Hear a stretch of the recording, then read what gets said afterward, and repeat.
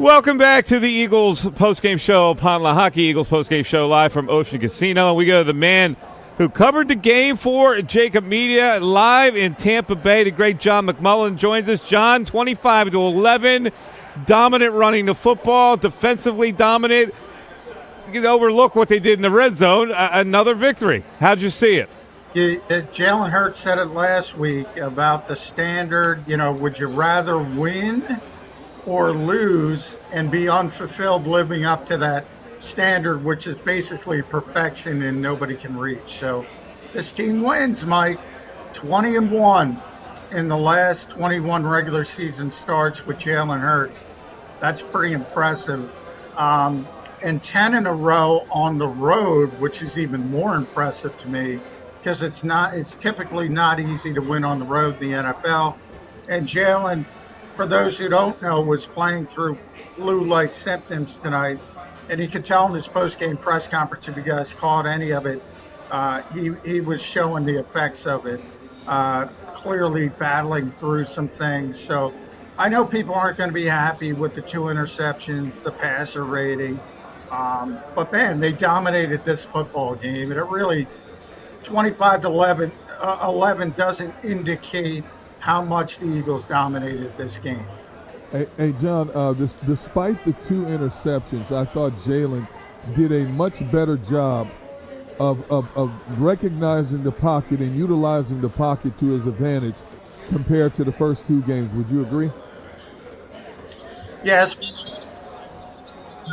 When he extended things and got the touchdown to Mohamed Zacchaeus, typically when we're talking about Jalen Hurts extending plays, is outside the pocket.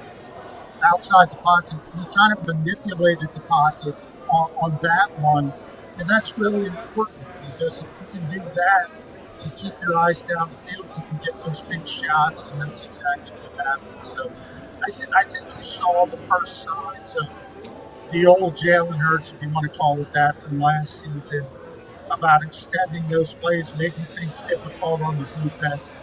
And D-Gun, those are backbreakers for defense. When you do everything right and you hit the quarterback that hard and you turn around and it's a 24-yard gain or a 34-yard touchdown, that's demoralizing. Those are the kind of plays that made Jalen Hurts the runner-up to be the MVP last season. John, Mike asked me the question earlier. The offense was really in sync on both sides. They ran the ball 40 times. They passed the ball 37 times.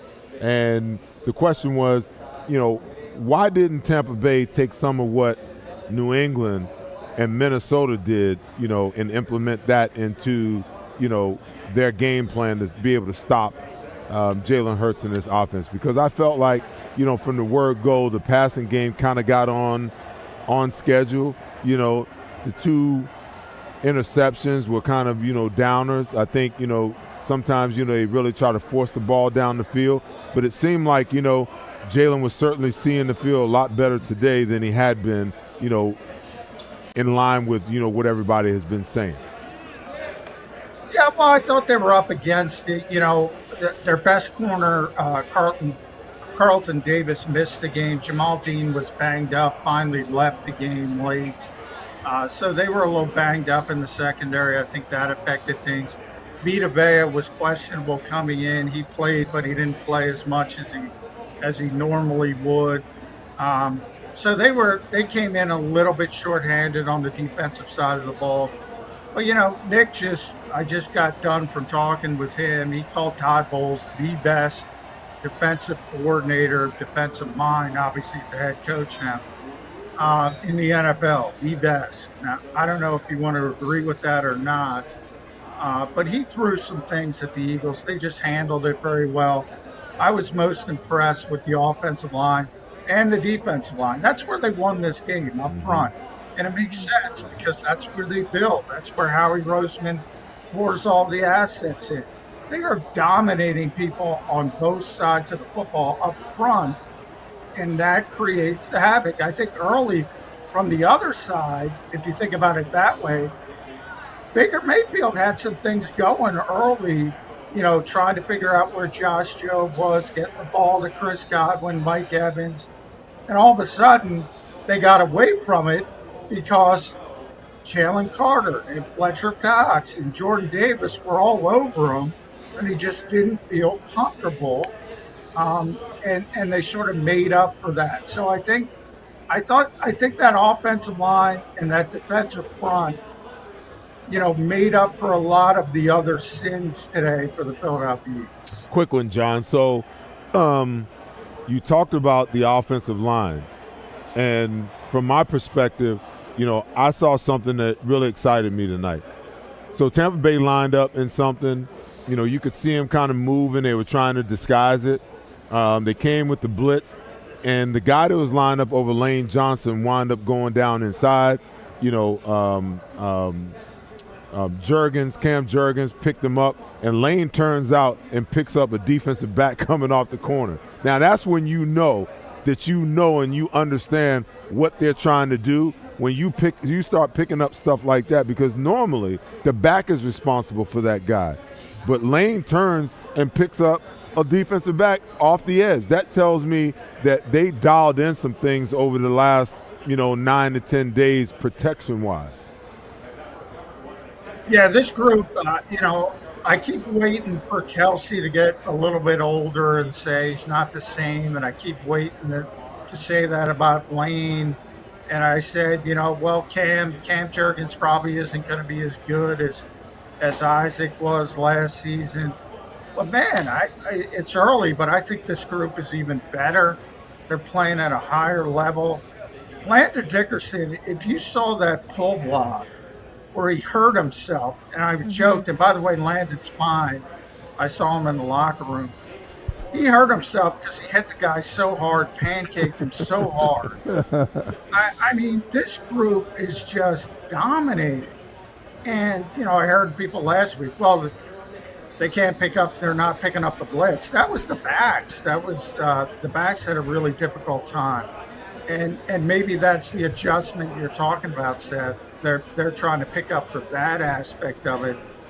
But this group, and Nick Sirianni mentioned it again last week, the luxury he had as a first-time head coach.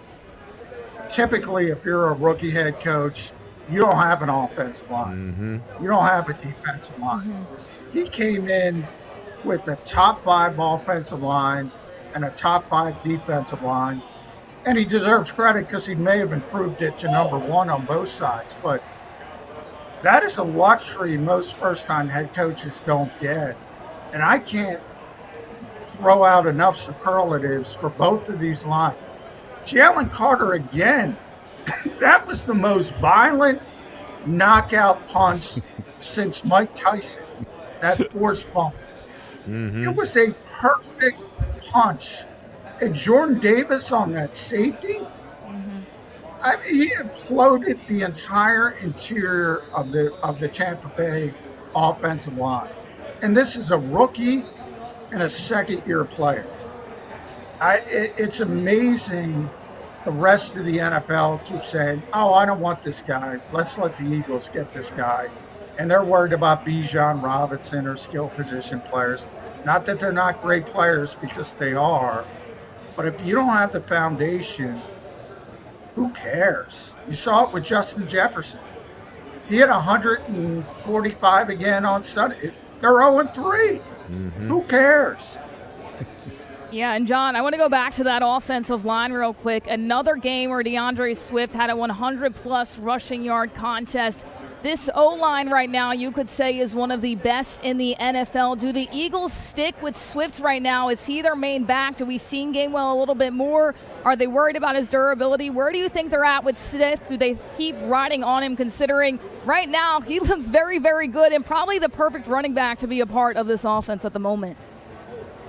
Yeah, I mean, he's definitely earned his spot as the lead back. But, you do want DeAndre, has never had a history of having major carries. So, I was talking to some people in the press box, and they're saying, why don't you keep giving it to DeAndre? Well, he had it 28 times against Minnesota. You start giving it to him 28 times again, that's going to pile up pretty quickly. He's never had more than 600 yards rushing. At this rate, he's going to beat that by week 5 with this offensive line. So he's definitely the lead back on this team. He has earned that spot. But like every team in the NFL, he's going to have a compliment, and that compliment's going to be Kenny Gainwell. And you saw today it was 16. But remember, the game over, and they sort of ran out at the end because they wanted to save some of that wear and tear, and then Kenny could come in and finish things off. So I think now you see what it's going to be, and DeAndre's certainly the lead back, but Kenny's going to play, and he's going to play in some key situations. And if he gets hot on a particular week, maybe he gets more touches, but DeAndre has earned his spot.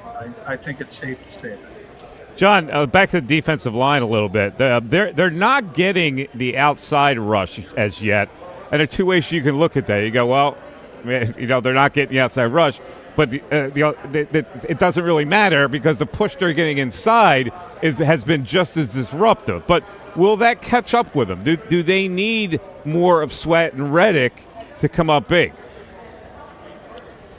I don't think so. Well, Sweat was great in week last 2. week, yeah. I mean, but that was, remember, he was facing a backup left tackle, and he took advantage of it. This week he was playing Tristan Wirfs, who's an all-pro. So, it's tougher, naturally so. And that's the one good, really offensive lineman Tampa Bay has.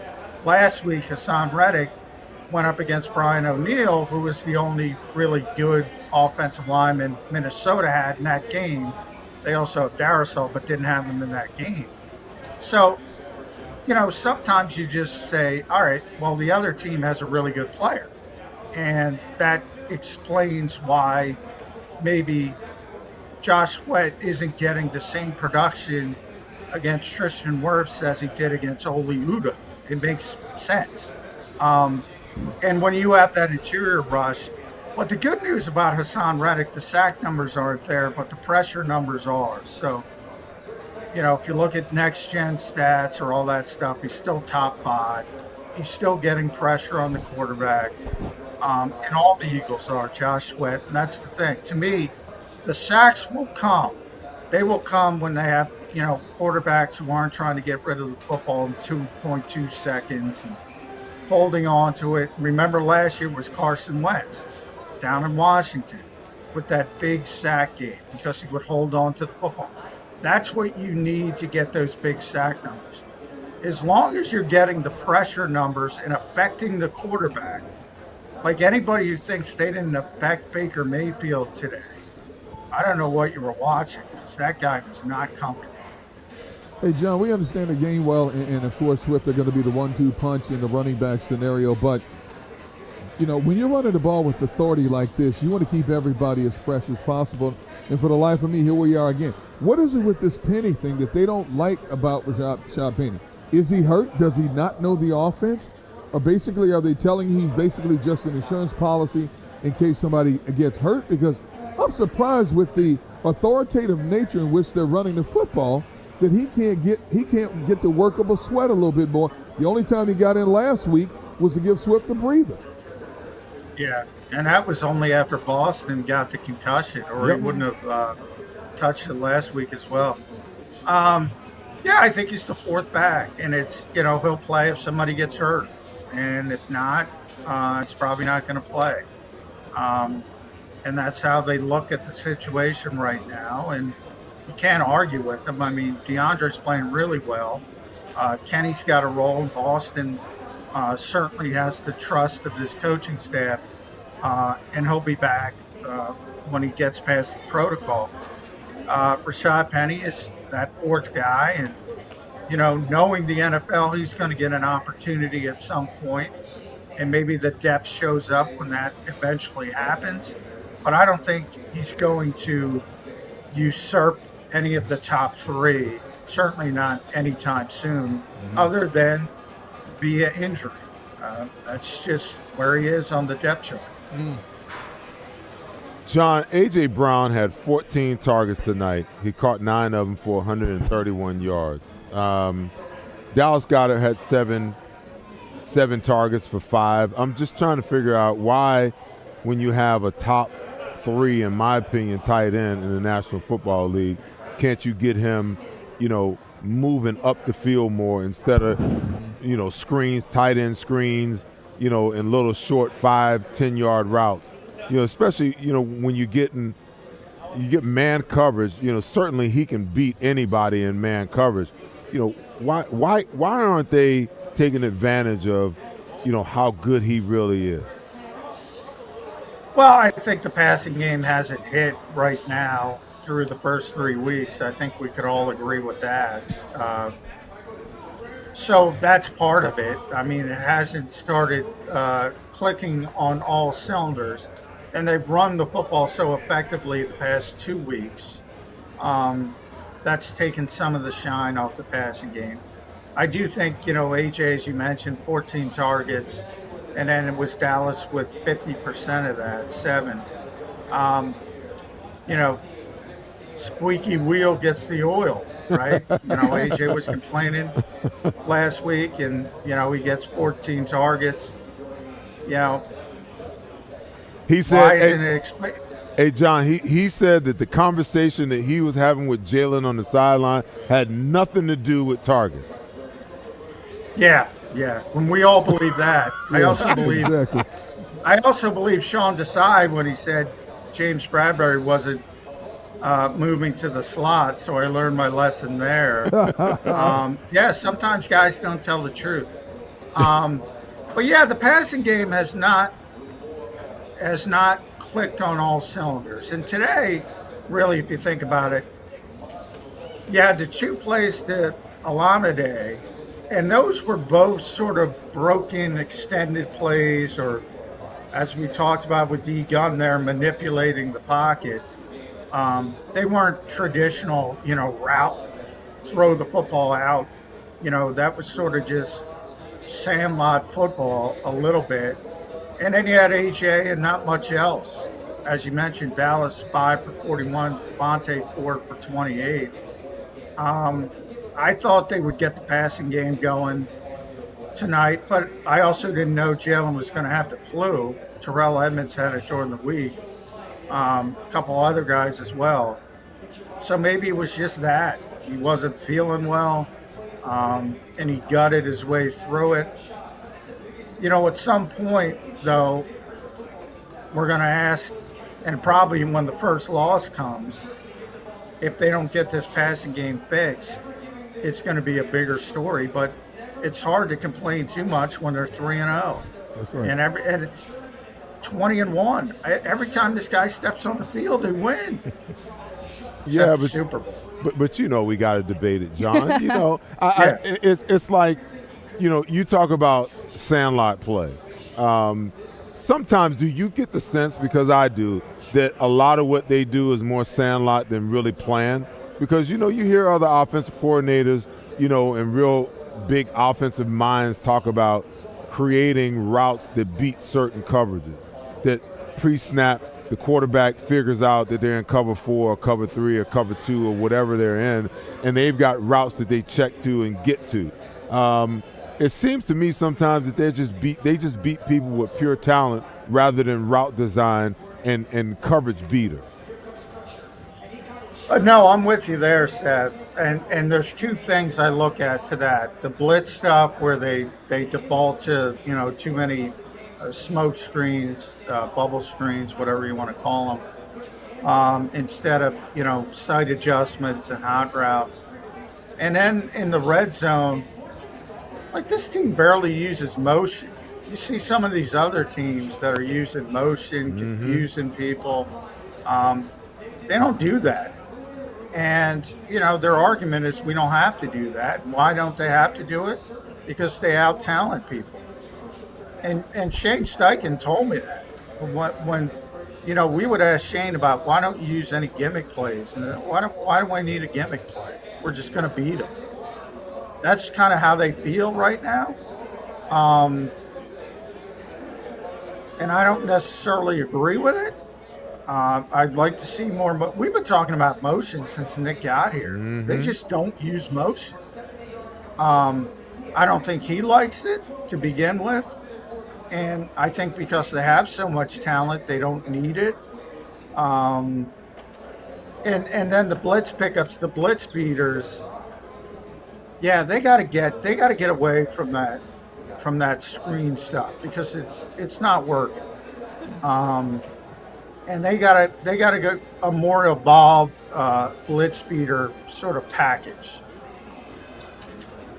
John, this team right now, the only squad in the division that was able to win this week. They're the third team in the NFL that's 3-0. When you look at the NFC East, is there anybody that you worry about right now? They're going to play the Commanders. Do you worry about that game? Are the Cowboys kind of there with the Eagles? Or is talent above all at the moment as we're going to be entering week 4?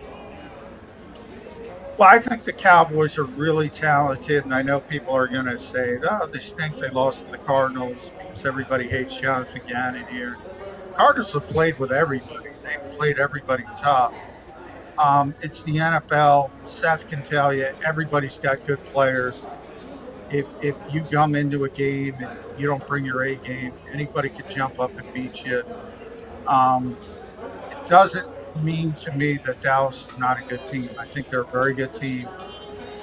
But that Trayvon Diggs injury is really going to affect them and really hurt them. I think it affected them in that game, to tell you the truth. Just from a mental standpoint, when you lose a playmaker like that. So this league's about attrition. You know, maybe the Eagles suffer some injuries that people aren't going to want to see, and that'll change the outlook for them. But I think it's pretty clear that this is a really good team. It's just a matter of how good and how they can get back to where they were last season, especially offensively. Defensively, I think they're going to ride their form. They're not as good on the back seven as they were last year. They're not going to be as good. But the front is even better, which is surprising to me.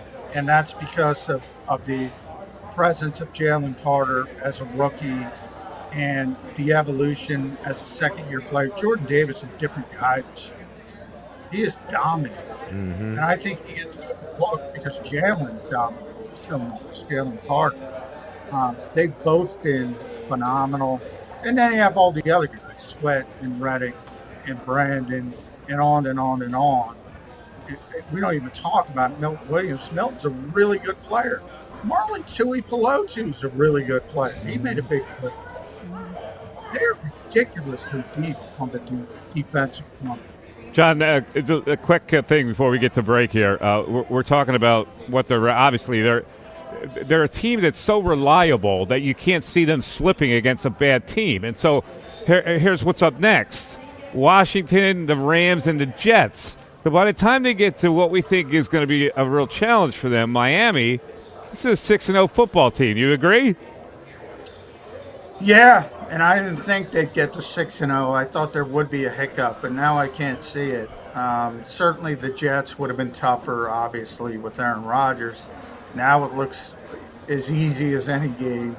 Washington, we talk about that 20-1. The one is Washington, ironically. And they have a great defensive front. It's even better because Chase Young looks healthy finally, and he's playing pretty well. But you saw Sam Howell's a young quarterback. He's going to have those ups and downs. He had a really big down this week. I can't imagine them losing to a young quarterback with that defensive front I just talked about. And the Rams are just not a good team right now. You see what's going on the other Monday night game. Yeah, I mean, Eagles, Miami. That's the monster game coming up. We got to wait 4 weeks for that. John McMullen, thank you so much. John McMullen live from Tampa Bay where the Eagles win 25-11. Thank you, sir. We'll talk to you next week. All right, thanks, guys. All right, John, of course, brought to us by Rafferty Subaru, friends of the Postgame Show. If you're in the market for a Subaru, please consider Rafferty Subaru, family-owned since 1977. It's all about you at Rafferty Subaru. I was about to sing that.